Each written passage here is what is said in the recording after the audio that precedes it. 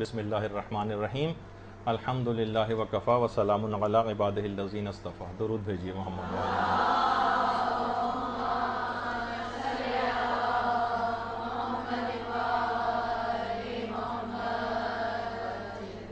بہت زیادہ لوگوں کو ایک سوال یہ آتا ہے کہ ہمیں اچھی طریقے سے پتا ہے، ہمیں مدرسے میں بہت زیادہ یہ چیز بتائی گئی ہے اور اس کی بہت زیادہ تاکید ہے، بطور مومن اور مومنہ کی بہت زیادہ اس عبادت کو انجام دینے کی تاکید ہے، لیکن ہم دیکھتے ہیں کہ باوجود کوشش کے ہم نماز شب کے پابند نہیں ہو پاتے. ہم کیا کریں؟ اب دیکھیے، علماء نے ویسے تو اس کے تقریباً 30-35 طریقے بتائیں، لیکن میں ان کو سمیٹ کر کچھ چیزوں میں اس عدد کو منحصر کر کے آپ کی خدمت میں مختصراً پیش کر دیتا ہوں کہ باوجود کوشش کے اگر کوئی شخص نماز شب کا پابند نہ ہو سکے تو وہ کیا کرے. تو دیکھیے، سب سے پہلی بات تو یہ ہے کہ اس بات کی صحیح طور پر معرفت حاصل کر لے کہ نماز شب کا وقت کب شروع ہوتا ہے. دیکھیے، اصل وقت تو آدھی رات کے بعد سے شروع ہوتا ہے اکثر علماء کے نزدیک. آدھی رات، اچھا اب آدھی رات بھی کون سی دور رہ گئی، 12:30 پونے 1 بجے تک تو عام طور پر گھروں میں سب لوگ ویسے ہی جاگ رہے ہوتے ہیں. تو اب تو پڑھ کر بھی نماز شب اگر اس وقت کو بھی لیا جائے تو نماز شب کو اس کے وقت کو سٹارٹ ہوتے ہی آدھی رات کے بعد پڑھ کر بھی سویا جا سکتا ہے. البتہ یہ ضرور ہے کہ جتنی فجر سے قریب پڑھی جائے گی اتنا زیادہ ثواب ملے گا آپ کو. اور آغا سیستانی کے فتوے میں تو نہیں، پہلے تو یہ بتا دوں کہ اگر بالفرض پھر بھی کوئی شخص نہ پڑھ سکے تو ٹھیک ہے، وہ اگلے دن جو ہے جب سورج نکل آئے تو قضا کی نیت سے بھی نماز شب کو پڑھ سکتا ہے. لیکن آغا سیستانی تو فرماتے ہیں کہ نماز عشاء کے فوراً بعد ہی نماز شب کا وقت شروع ہو جاتا ہے. اگرچہ ثواب کم ہے لیکن بہرحال نماز شب کا وقت تو شروع ہو جاتا ہے.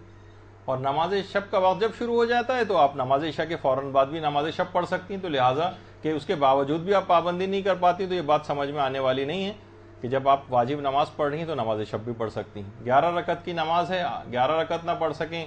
آپ جو 8 رکعت پڑھ لیں، آپ 6 رکعت پڑھ لیں، آپ 5 رکعت پڑھ لیں یا 3 رکعت پڑھ لیں یا 1 رکعت بھی پڑھی جا سکتی ہے. البتہ اسی کے اعتبار سے ثواب کم ہوتا چلا جائے گا. تو دیگر علماء بھی فرماتے ہیں کہ جو دیگر مجتہدین کی تقلید میں کہ بنیت رجا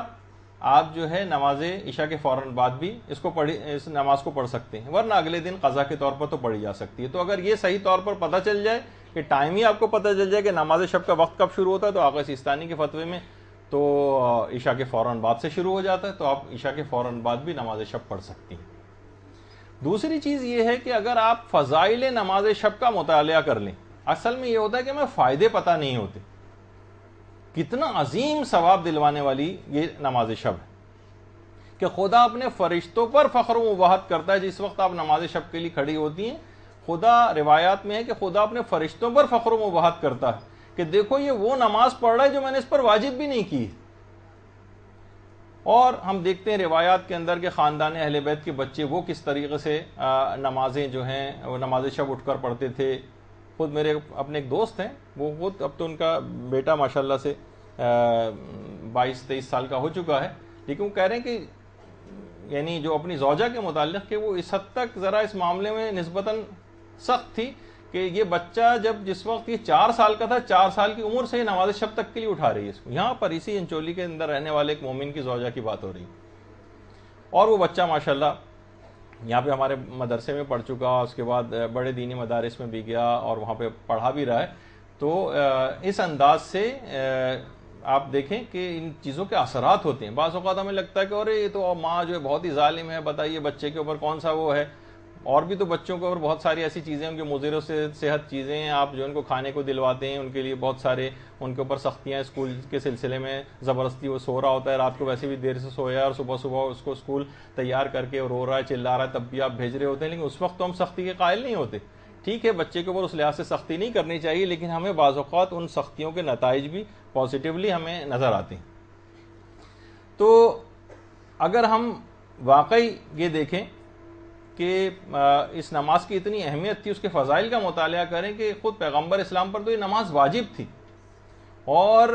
کتنے ہی سنگین حالات کیوں نہ تھے، خود جیسے کہ واقعات کربلا میں ملتا ہے کہ حضرت زینب سلام اللہ علیہا نے اللہم صلی علی محمد و علی محمد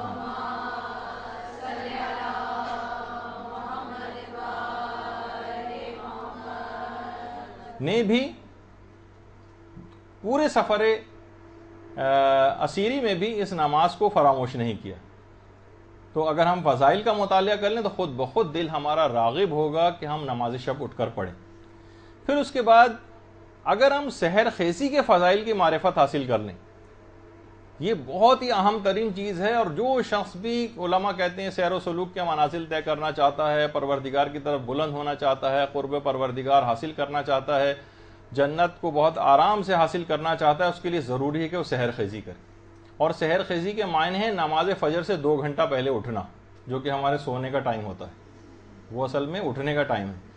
تو بہرحال سحر خیزی کے بھی اگر فضائل کی معرفت حاصل کر لی جائے، اس کے فائدے آپ پڑھیں کتابوں میں، جو ہم پرانی سینئر طالبات کو تو اکثر و بیشتر بتا چکے ہیں دروس میں، نئی طالبات کے حوالے سے ان کو جو بعد میں لیکچرز ہوں گے اس میں بھی چیزیں آئیں گی۔ تو صبح سویرے اٹھنے کے جو ہر طرح کا رزق تقسیم ہوتا ہے، رزق کو لوگ سمجھتے ہیں کہ شاید یہ پیسوں ویسوں یا مالی اعتبار سے نہیں، ہر طرح کا توفیقات کا رزق تقسیم ہوتا ہے صبح کے وقت۔ یعنی جتنی آپ صبح اٹھ کر اور انسان جاگے گا تو مال و دولت کے علاوہ اور تمام علم بھی جو ہے توفیقات کے اندر اور رزق کے اندر شامل ہے، ہر طرح کی چیزیں اس کے اندر آ جاتی ہیں، رزق کا وسیع مفہوم ہے۔ اچھا، پھر علماء یہ فرماتے ہیں کہ ایک طریقہ یہ بھی ہو سکتا ہے کہ آپ دن میں زیادہ سونے سے اجتناب کریں، دن میں زیادہ سونے سے اجتناب۔ دن میں اکثر آپ گھنٹوں گھنٹوں کے لیے سو جاتی ہیں، پھر رات کو دیر تک جاگتی رہتی ہیں، اس کے بعد سوتی ہیں تو نماز فجر کے لیے آنکھ نہیں کھل پاتی، تو اس وجہ سے بھی لوگوں کی نمازیں جو ہیں وہ مس ہو جاتی ہیں نماز شب۔ تو دن میں زیادہ سونے سے اجتناب کیا جائے۔ اور علماء اگلا طریقہ بتاتے ہیں کہ اگر دائیں پہلو کے بل سویا جائے، لوگ کہتے ہیں بھئی ہم تو کروٹیں بدلتے رہتے ہیں، تو جو خوابوں کی گفتگو آئی تھی ایک جو سینئر طالبات کے لیے اس تعبیر کے حوالے سے، تو اس کے اندر بھی تھا کہ دائیں کروٹ سوئیں، تو اس کے اندر بھی یہ بات ہوئی تھی کہ پہلے آپ دائیں کروٹ سے ابتدا کریں، پھر ایک اور تھوڑی دیر بعد کروٹ بائیں لے لیں، اور اس کے بعد پھر دوبارہ دائیں کروٹ لے کے پھر آپ اسی کے اندر سو جائیں، کوشش کریں۔ تو اس طرح ذرا کروٹیں لے کے اور انگڑائیاں وغیرہ لے کے جو بستر پہ ہوتا ہے وہ والی بھی خواہش پوری ہو جائے گی، اور بہرحال دائیں پہلو کے بل بھی سویا جا سکے گا۔ تو جو دائیں پہلو کے بل سوتا ہے اس کے متعلق ملتا ہے کہ اس کو نماز شب کے لیے اٹھنا بہت آسان ہو جاتا ہے۔ اچھا، اسی طرح سے اگر کوئی شخص باوضو ہو کر سونے کی عادت ڈالے، اس کے لیے بھی نماز شب کے لیے اٹھنا آسان، یعنی پاک و پاکیزہ حالت میں سونا، باوضو ہو کر سونا، اس کی جب بھی آپ عادت بنا لیں تھوڑے دن تک تو آپ دیکھیں گے ذرا آپ کو پریشانی ہوگی، لیکن اس کے بعد ایسی عادت ہو جائے گی کہ بغیر وضو کے سونا آپ کے لیے مشکل ہو جائے گا۔ تو باوضو ہو کر سونا۔ اس کے علاوہ علماء فرماتے ہیں کہ تمام گناہوں سے، خاص طور پر جھوٹ سے اگر آپ اجتناب کریں، کیونکہ روایات میں آئے کہ جھوٹ بولنے والا نماز شب سے محروم ہو جاتا ہے۔ اچھا، اب ایک سوال آیت اللہ سیستانی سے بھی پوچھا گیا کہ ہم بہت سے ایسے جھوٹ بولنے والے ہم تو رہ رہے ہیں نا ان کے ساتھ، وہ نماز شب بھی پڑھ رہے ہیں اور جھوٹ بھی بولتے ہیں، جبکہ ہم روایات میں پڑھتے ہیں کہ جھوٹ بولنے والا نماز شب سے محروم ہوتا ہے، یہ کیا وجہ ہے؟ تو آغا سیستانی نے کہا کہ اس کی بہت سی وجوہات ہو سکتی ہیں۔ ہو سکتا ہے کہ جسے آپ جھوٹ سمجھ رہے ہو وہ جھوٹ نہ ہو، وہ توریہ کر رہا ہو۔ توریہ ایک چیز ہے جو نیا گروپ تو بھی نہیں سمجھے گا، لیکن جب وہ جھوٹ کے مسائل وغیرہ ان کو ہمارے کورس سلیبس میں ہیں وہ پڑھائے جائیں گے تو اس کے اندر اس کی تفصیل آئے گی۔ ذو معنی جملہ وہ استعمال کر رہا ہو جو صریحاً جھوٹ نہ ہو، تو ایک تو کیفیت یہ بھی ہو سکتی ہے۔ دوسرا ہو سکتا ہے کہ وہ فرماتے ہیں کہ اس سے کوئی خاص جھوٹ مراد ہو کہ جو کہ کیونکہ آپ دیکھیں کہ روزے کی حالت میں بھی ہر جھوٹ سے روزہ باطل نہیں ہوتا، بلکہ خدا اور رسول و امام پر جھوٹ باندھنے سے باطل ہوتا ہے۔ تو ہو سکتا ہے کہ یہاں پہ بھی وہ فلاں جھوٹ بولے گا، اگر کوئی جو روایت میں تذکرہ نہیں ہوا، کوئی خاص جھوٹ اس سے مراد ہو کہ اس جھوٹ کو بولنے کے نتیجے میں انسان نماز شب کی توفیق سے محروم ہو جاتا ہو۔ یہ روایت میں البتہ تذکرہ نہیں ہوئی۔ اور یہ بھی آیت اللہ سیستانی نے فرمایا کہ ہو سکتا ہے کہ رات کے وقت جھوٹ بولنا اس سے مراد ہو،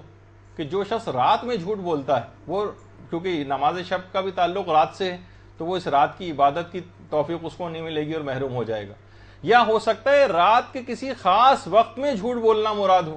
کہ اس مخصوص پرٹیکولر ٹائم پہ اگر کوئی شخص جھوٹ بولے گا تو وہ نماز شب کی توفیق سے محروم ہو جائے گا. تو بہت سارے احتمالات ہیں اس کے اندر، لیکن بہرحال کہ عام طور پر یہ کہ گناہوں کی وجہ سے انسان نماز شب نہیں پڑھ پاتا ہے، تو گناہوں سے اپنے آپ کو بچائے، الخصوص جھوٹ سے، کیونکہ روایت میں آیا کہ جھوٹ بولنے والا نماز شب سے محروم ہو جاتا ہے. پھر ایک چیز اور ہے کہ رات کو زیادہ کھانے سے انسان اجتناب کرے رات کو. اور عام طور پر ہم دیکھتے ہیں کہ سب سے ہیوی میل لوگ عام طور پر رات ہی کو کھاتے ہیں. تو پھر یہ کہ اس لحاظ سے مناسب نہیں ہے کہ رات کو زیادہ کھایا جائے، کیونکہ رات کو زیادہ کھانا نماز شب کے اٹھنے سے آپ کو محروم کر سکتا ہے. کچھ علماء یہ بھی فرماتے ہیں کہ سوتے وقت انسان بھاری لحاف و کمبل استعمال نہ کرے اگر وہ اٹھنا چاہ رہا ہے، کیونکہ بھاری لحاف اور کمبل وہ آپ کو مزید سلائے رکھے گا. اس کو اجتناب کریں اس سے. اس کے علاوہ حلال روزی یہ نماز شب کو اٹھاتی ہے. مشکوک مال یا حرام مال اگر ایسی کسی کی جاب کے ایسے ذرائع ہیں، اس کے اندر ایسا حرام شامل ہو جاتا ہے جس پہ بہت زیادہ توجہ دینے کی ضرورت ہوتی ہے، کہ مثلا ہم کوئی پرائیویٹ جاب کر رہے ہیں اور اس کے جو ٹائمنگز ہیں اس پہ ہم نہیں پہنچے ہیں، اور اس کے بعد پوری ہم مثلا سیلری لیں، تو سیلری کا اتنا حصہ، اس پہ سارے مجتہدین کے فتاوے ہیں کہ اتنا حصہ اس کا لینا وہ حرام ہو جائے گا آپ کے لیے. اور وہ حرام مال جب آپ کے جسم کے اندر جائے گا تو آپ کے وہ تمام اثرات رکھے گا، آپ کی توفیقات کو سلب کرے گا. تو فقط رزق حلال کھائیں، اس سے بھی آپ نماز شب کے لیے اٹھتے ہیں. اس کے علاوہ علماء فرماتے ہیں کہ اچھا الارم کلاک جو ہے وہ آپ خریدیں باقاعدہ. آپ ایسا کہ جسے بہت سے ہوتے ہیں نا، بٹرن کر کے ایک آواز بجتی ہے، پورا محلہ تک اس سے اٹھ جاتا ہے. یعنی کوشش کریں، ایک تو یہ کہ بہت میوزیکل قسم کے ہوتے ہیں جس سے مزید اچھی نیند آنے لگتی ہے، وہ نہ ہوں، بلکہ اس قسم کے ہوں. اور بلکہ میں نے شاید سینئر کلاس جو ہے بیٹھی ہوئی اس کو بتایا بھی تھا کہ میرے اپنے ایک دوست تھے کہ جو کہ نماز فجر کے لیے اٹھنے میں بڑی پریشانی ہوتی تھی، بہت گہری نیند ہوتی تھی اور ہمیشہ الارم بند کر کے سو جاتے تھے. تو انہوں نے یہ کیا تھا، باقاعدہ ایک پنجرا خریدا تھا، اس پنجرے کے اندر الارم کلاک رکھا تھا، پھر اس کی چابی کسی اوپر 2 چھتی پہ جا کے رکھی تھی، اور اتنا تیز بجتا تھا کہ پہلے وہ جاتے تھے، چابی اتارتے تھے، پنجرا کھولتے تھے، اس کے بعد وہ بند کرتے تھے اس کو، پھر کہیں جا کے ان کے اس دوران نیند غائب ہو چکی ہوتی تھی. بہرحال مختلف طریقے ہیں اس کے. تو اچھا الارم کلاک خریدنا، یہ بھی نماز شب کے لیے آپ کو اٹھائے گا. ہلکی پھلکی سی آوازوں والے، میوزیکل آوازوں والے، ان سے شاید کام نہ بنے. اس کے بعد علماء فرماتے ہیں کہ اگر آپ سرہانے کچھ اپنے پانی رکھیں، جیسے ہی آپ کی آنکھ کھلے اور فوراً پانی چھینٹے اپنے چہرے کے اوپر ڈال دیں تو آپ کی نیند اور سستی غائب ہو جائے گی. کچھ تو دیکھیے اتنا بڑی سعادت حاصل کرنے جا رہے ہیں. ایک نماز شب کے 70 فائدے ایک ہی روایت کے اندر امام نے بیان کی. کتنے زیادہ ثواب والی چیزیں ہیں. کیسے ہم اس کو میدان قیامت میں جا کے پتہ چلے گا کہ افسوس نماز شب کے پابند نہ ہو سکے اور اتنا بڑا اجر و مقام لوگ نماز شب کے ذریعے حاصل کر گئے. تو پانی کچھ سرہانے رکھیں اور جیسے ہی آپ کی آنکھ کھلے فوراً اس میں ہاتھ ڈبو کے اپنے چہرے پہ چھینٹے مار لیں. اس سے آپ کی سستی دور ہو جائے گی، نماز شب کے لیے اٹھنا آسان ہو جائے گا. پھر علماء فرماتے ہیں کہ ابتدا نماز شب کے لیے کم رکعت سے شروع کریں اور تدریجاً بڑھائیں. 1 رکعت سے شروع کریں، پڑھتی نہیں 1 مہینے تک 1 رکعت. 1 رکعت کچھ بھی نہیں، صرف الحمد پڑھنی ہے، رکوع سجدہ تشہد سلام، نماز ختم.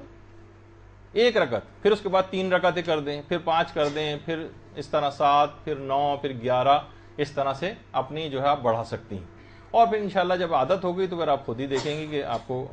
اس کے بغیر مزہ ہی نہیں آئے گا سونے میں. اچھا، تدریجاً اس کو بڑھائیں. ابتدا کم رکعت سے کریں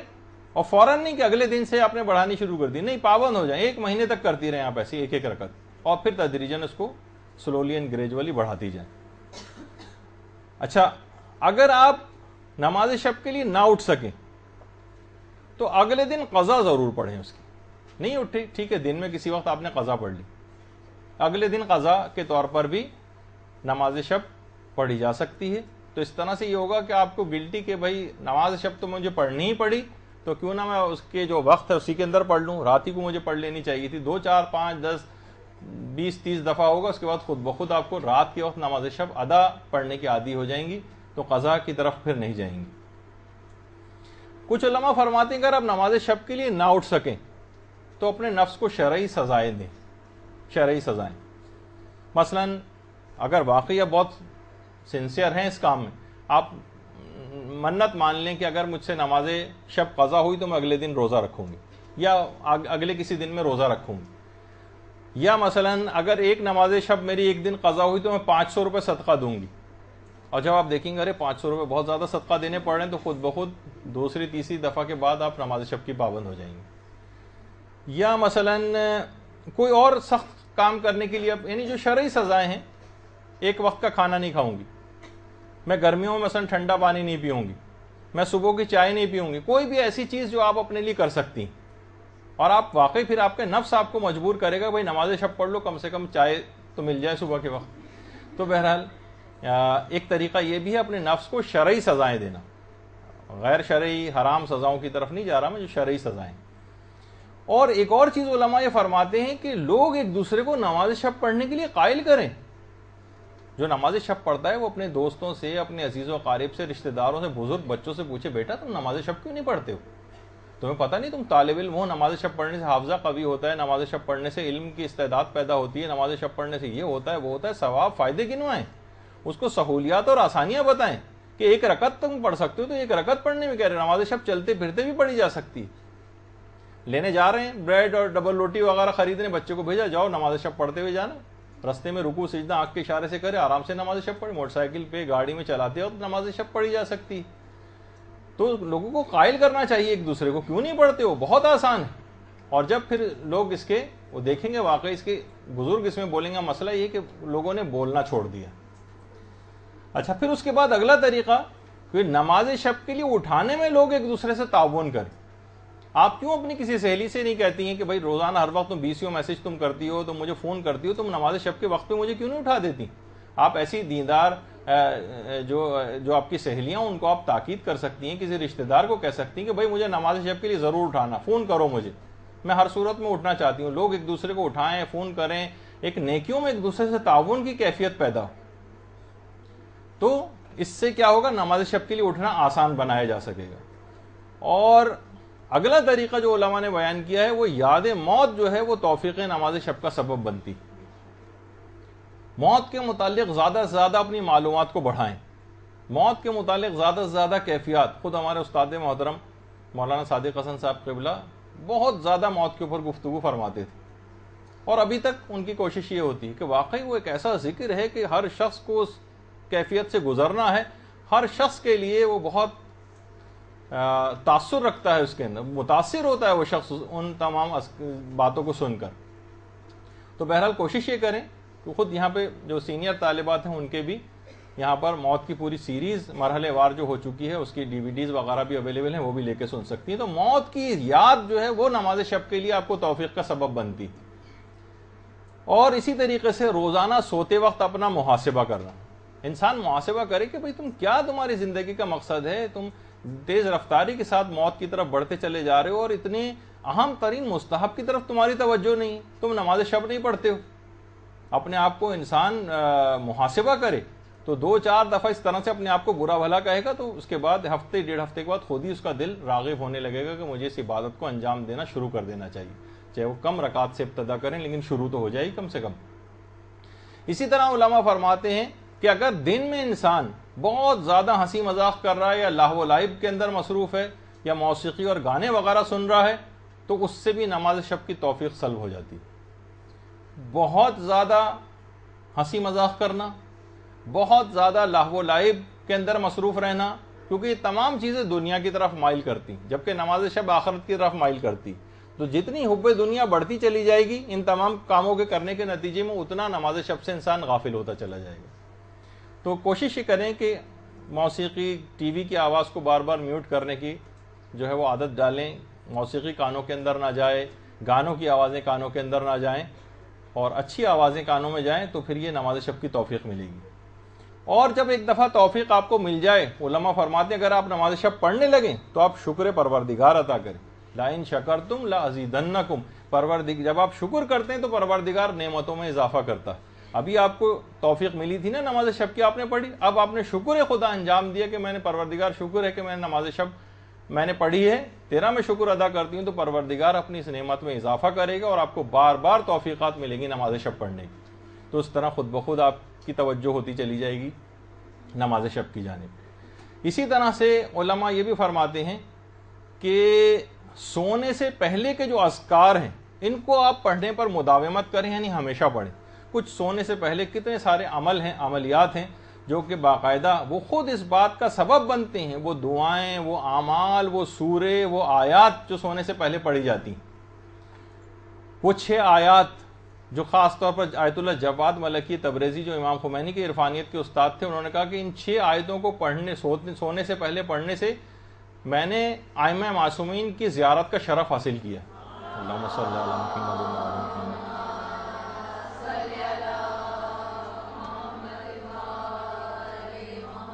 مدرسے نے باقاعدہ ان 6 آیات کو پرنٹ کروایا ہے کارڈ کے اوپر، وہ بھی آپ یہاں سے لے سکتی ہیں۔ سونے سے پہلے مختصر ترین ایک لائن کی سمجھیں، 2 لائن کی صرف وہ آیات ہیں جو کہ 6 آیتیں پڑھنی اور بے پناہ فائدے رکھتی ہیں سونے سے پہلے، تو وہ آپ لے سکتی ہیں۔ اس کے علاوہ سونے سے پہلے تسبیح حضرت زہرا پڑھنے کا بہت زیادہ ثواب ہے، اور اس کے علاوہ جو ہیں وہ بہت سے سورے ہیں، جیسے سورہ توحید ہے، سورہ معوذتین ہیں، اور سورہ کہف کی جو آخری آیت ہے قل انما انا بشر مثلکم والی 110 نمبر کی جو آیت ہے، یہ اگر سونے سے پہلے جس نیت سے بھی کہ میں اس ٹائم پر اٹھ جاؤں، اس نیت سے اگر پڑھ لی جائے گی تو اب خود بخود اسی ٹائم پر ایک فرشتہ مقرر ہو جاتا ہے جو آپ کو اٹھاتا ہے۔ تو بہرحال یہ کچھ ایسی چیزیں ہیں کہ سونے سے پہلے کے کچھ اذکار ہیں، ان کو آپ پڑھنے کی عادت ڈال لیں تو انشاءاللہ خود بخود اس بات کا سبب بنے گا کہ آپ کو توفیق نماز شب حاصل ہو جائے گی۔ اور بہت سی چیزیں اور بھی ہیں جو بھی ہم اس سے پہلے بیان کرتے رہتے ہیں اور آئندہ کی نشستوں میں بیان بھی ہوں گی، لیکن ابھی ان کا موقع نہیں ہے، ابھی صرف آپ کو ٹپس دیتے جا رہے ہیں کہ کچھ سونے سے پہلے کے اذکار ہیں ایسے۔ اور اس کے علاوہ سونے سے پہلے باقاعدہ پروردگار عالم سے دعا کر کے سوئیں، پروردگار میری آنکھ نہیں کھل پاتی، میں نہیں اٹھ پاتی، کوئی ایسی سبب اور راہ جو ہے پیدا کر دے، خود تو مجھے اٹھا دے۔ تو روایتوں میں ملتا ہے کہ پروردگار ایک فرشتے کو مقرر کرتا ہے جو پھر نماز شب کے لیے اٹھاتا ہے۔ بہت سے تو علماء نے جو عرفانیات کا درجہ رکھتے ہیں انہوں نے اس فرشتے کو اپنی آنکھوں سے بھی دیکھا ہے۔ تو بہرحال سونے سے پہلے دعا کر کے سوئیں۔ پھر علماء فرماتے ہیں کہ سونے سے پہلے توبہ کر کے سونا خود نماز شب کے لیے اٹھنے کا سبب بنتا ہے۔ کتنے گناہ ایسے ہیں جو توفیق نماز شب کو سلب کرتے ہیں، تو جب وہ توبہ کے نتیجے میں وہ گناہ ہی باقی نہیں رہے گا تو خود بخود نماز شب کی توفیق آپ کو حاصل ہو جائے گی۔ اچھا، کیا آخر ایسی چیز کریں کہ ہمارے تو بہت ہی زیادہ گناہ، تو توبہ، حقیقی توبہ، تو اس کے لیے بہرحال ایک عمل بھی بتایا گیا کہ جو چھوٹا سا عمل ہے لیکن ثواب بہت عظیم ہے۔ پیغمبر فرماتے ہیں کہ جو شخص کہے سبحان اللہ و بحمدہ، خدا اس کے لیے 10 لاکھ نیکیاں لکھتا ہے،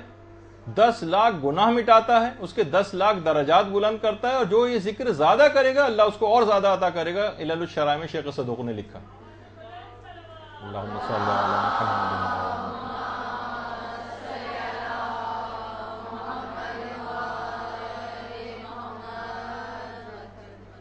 تو جب 10 لاکھ گناہ پروردگار عالم مٹا رہا ہے اور کئی دفعہ آپ دن میں اس کو پڑھنی سبحان اللہ و بحمدہ، کتنی دیر لگے گی؟